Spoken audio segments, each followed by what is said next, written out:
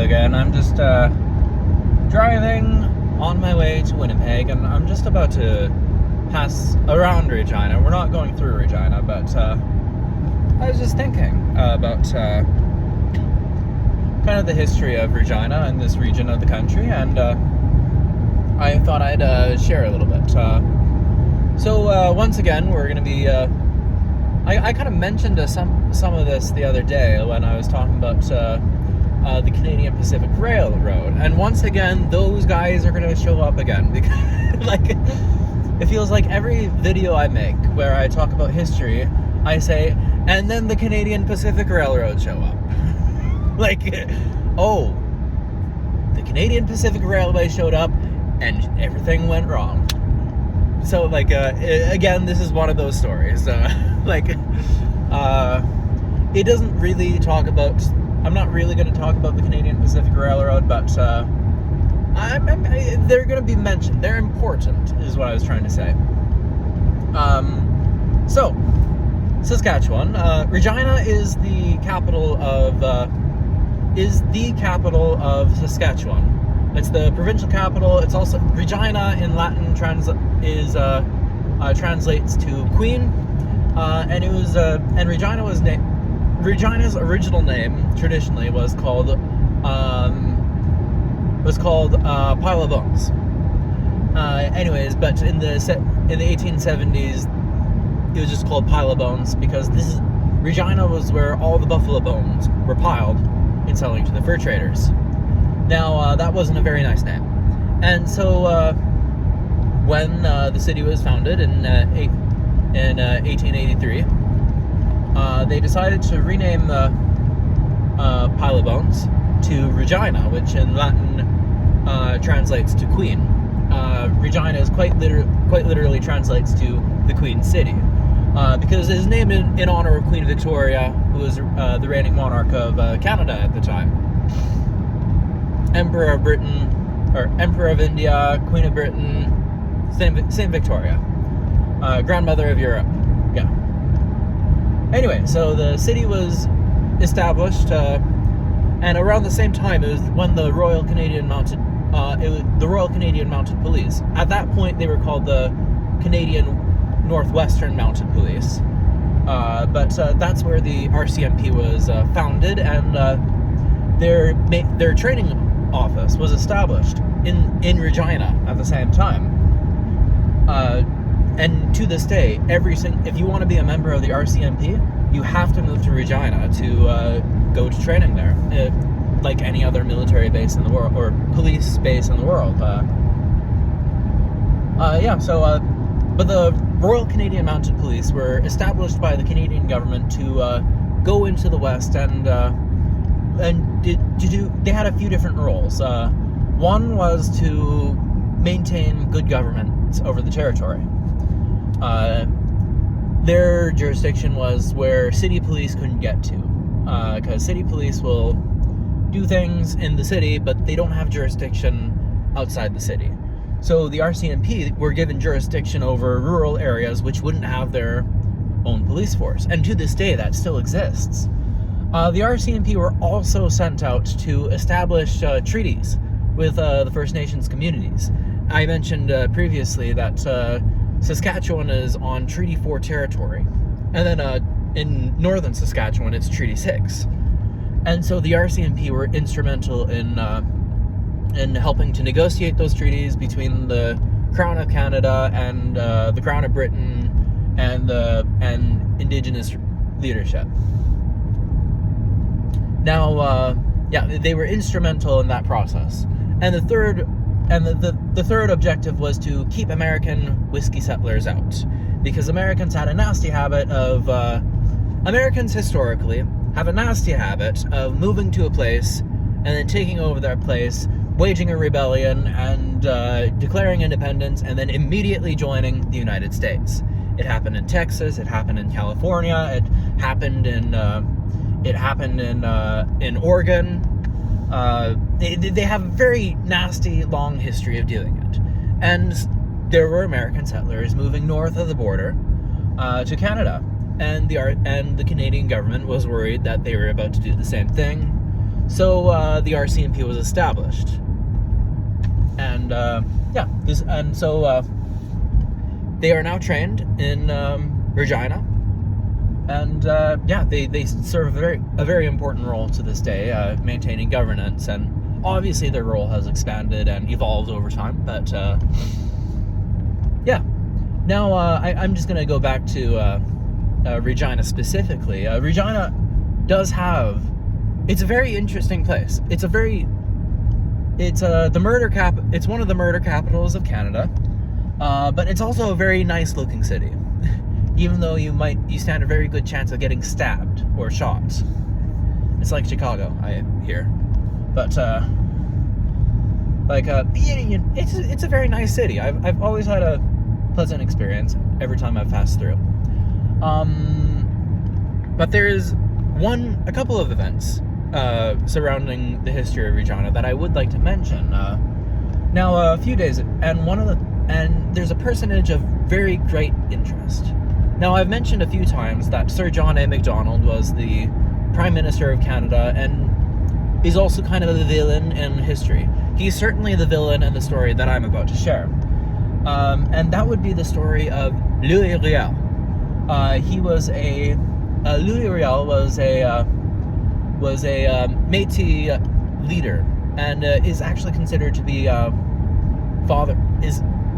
considered to be a father of Confederation, even though he was not involved in the process of original Confederation in Canada.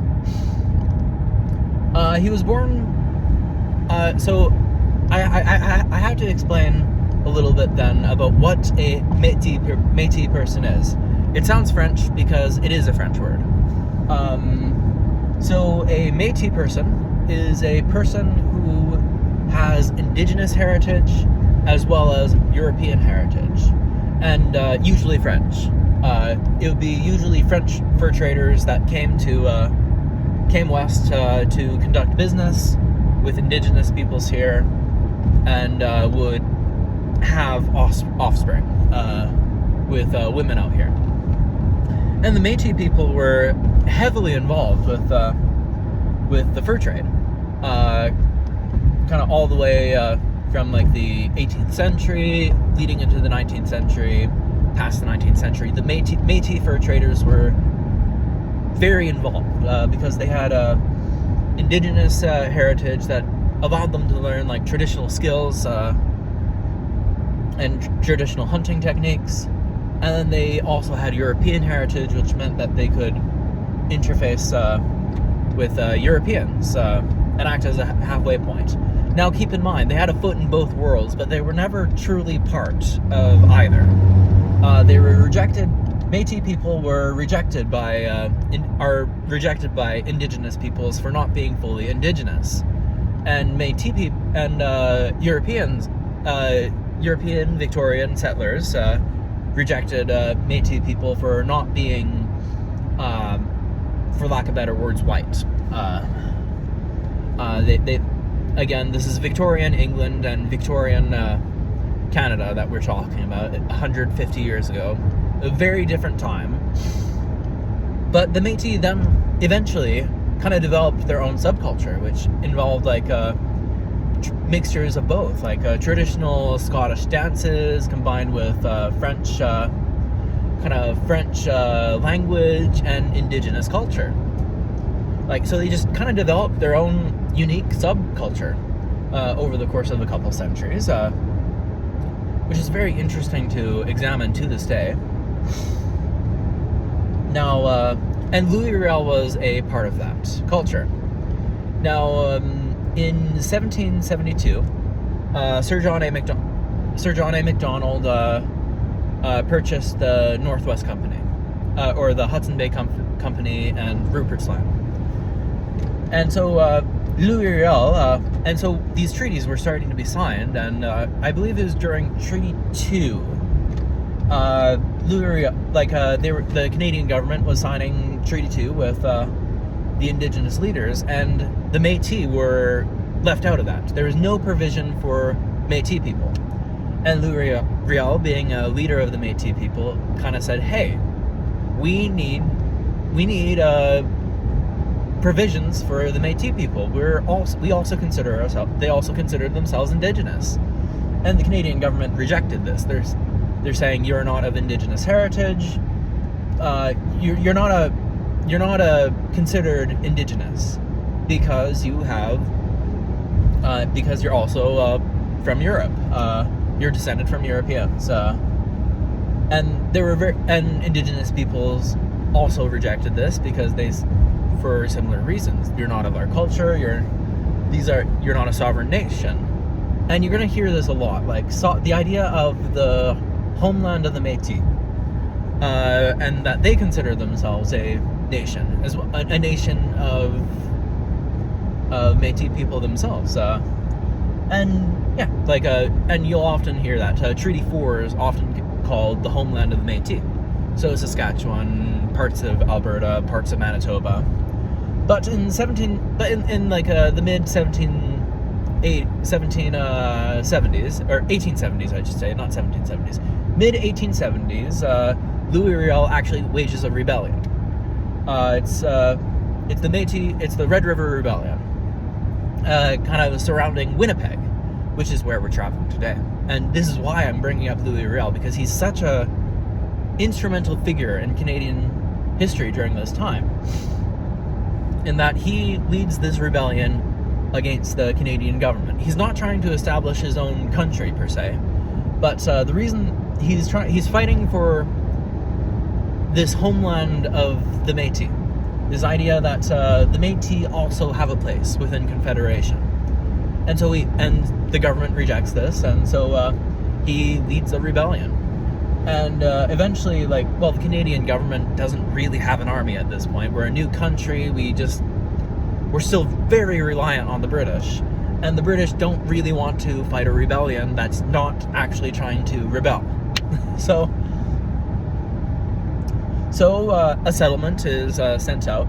And so a settlement is reached, and the province of Manitoba is entered into Confederation. But one of the things that is required is that Louis Riel be taken into custody, and Louis Riel supporters don't want this, and so they actually warn Louis Riel that he's wanted by the Canadian government, and so Louis Riel and his family escape to Michigan because they hear that. It's either Michigan or Wisconsin. It's actually Wisconsin.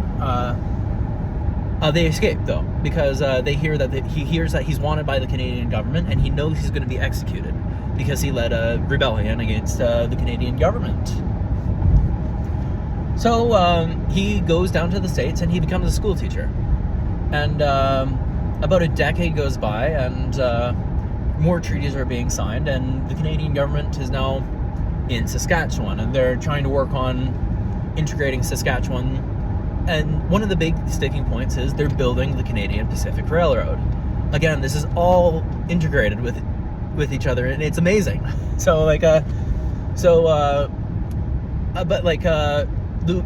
again, the Métis people are being left out of the negotiation because neither side sees them as a participant. And so a treaty is signed, and the Métis people once again say, hey, we're being left out of this. What about us? And the Canadian government says, no, we don't consider you a nation to negotiate with. And so there's no provision for them, and so another rebellion starts. And this is the Northwest Rebellion. And this is an actual rebellion this time. And they invite Louis Riel up to lead them once again, and Louis Riel goes and he leads them, and he's fighting for the rights of Métis people along with Indigenous people and white settlers that support the Métis people. It's a mixture of all kinds of people that are kind of supporting this. And so the government has to send troops. This time, by this point, Canada does have an army. We have established the RCMP, and we now have a railroad that goes from Ottawa to Regina. They haven't finished it yet, but and so Sir John A. Macdonald hears about this rebellion that's happening 4,000 kilometers on the other side of the country, and he's trying to figure out how to send troops to put it down, because last time British negotiators were able to deal with it without actually having to send troops. But now we have to send troops. And so he's trying to figure out how to get several thousand Canadian troops across the country, enter the Canadian Pacific Railroad, and they're like, hey, the Canadian Pacific Railroad has just run out of money, and they are worried that they will not be able to complete. They're out of money, their backers backed out, and they're just desperate for a contract. And so they hear that Sir John A. Macdonald has this problem. They go to him, and they're like, hey, we have a railway built all the way up to Regina, but we're trying to finish the railway so that we can connect west to east. Give us money to complete this railway, and we'll ship your troops to Saskatchewan. And Sir John A. Macdonald says, this is a great idea. We're going to do it. and so 4,000 Canadian and British soldiers are moved across the country within the span of a couple of weeks, which is fast for that time period. Like, kind of as the rebellion is starting, but before it kind of gets too far, Canadian troops are able to show up months earlier than expected. And there's a battle, but there's one battle. It's the one big battle. It's called the Battle of Batoche, and it takes place to the north, in kind of more northern Saskatchewan. And Louis Riel is captured there. He's captured along with several leaders of the rebellion, and the rebellion is ended. Indigenous peoples are sent home. White settlers are captured as traitors, and Métis people are slaughtered. Just those who fought. But Louis Riel and the leaders of the rebellion are brought back to Regina to stand trial. And there's a play about this now in Regina called The Trial of Louis Riel. And it's if you're ever in Regina, go watch it. It's an amazing, it's a show trial. Like, they take actual courtroom documents and they put it, they transcribe it to Louis, on what actually happened. They have actors who are playing certain roles. It's a great show. Like, even if you're not a person who enjoys shows, it's a great historical, theatrical production. But Louis Riel is sentenced to death, and he's hung in Regina. And it's kind of like the end. A year later, Sir John A. Macdonald, he's the villain in this story. He's pushing for Louis Riel to be executed, because he tried to execute Louis Riel before and failed, and this time he wants it done. And there's a deal reached that Louis Riel will be exiled to the United States again. Like, there's a deal proposed, but Sir John A. Macdonald says, no, we are not taking this deal. And so, obviously Louis Riel dies, but, and for much of Canadian history, he was vilified as a traitor to Canada, as a rebel, but like, it kind of around the 1980s, 1990s, Canadian perception of Louis Riel changed as we learned more about the treatment of Métis people during that time period, and as our Truth and Reconciliation process continued in Canada, Louis Riel has been refocused on in history, and he's become a form of hero, a sort of hero. He's someone who did lead a rebellion. But he did it for the right. He wasn't doing it to try and start his own country.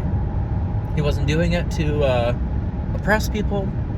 He did it to bring more rights for his people. Not just his people, but all citizens. And I'm someone who believes in the giving of rights, like the continued liberalization of rights. Like, the more rights you have, the more freedom you have. And it's when rights start getting taken away that countries often slide into autocracy. I don't know. It's just me. Louis Riel is a very interesting person. I say that you guys should... People should look him up. He was a lawyer. He was a school teacher. He was a rebel. He was a leader. He just was this very interesting person in Canadian history who people just don't know very much about outside of Canada. And so that's a little bit about Regina. And Regina is still an important city to this day. I actually almost attended my master's degree in Regina. They have an excellent public policy program. Anyway, but yeah, I guess it's been 21 minutes, so I'll catch you all later. Cheers.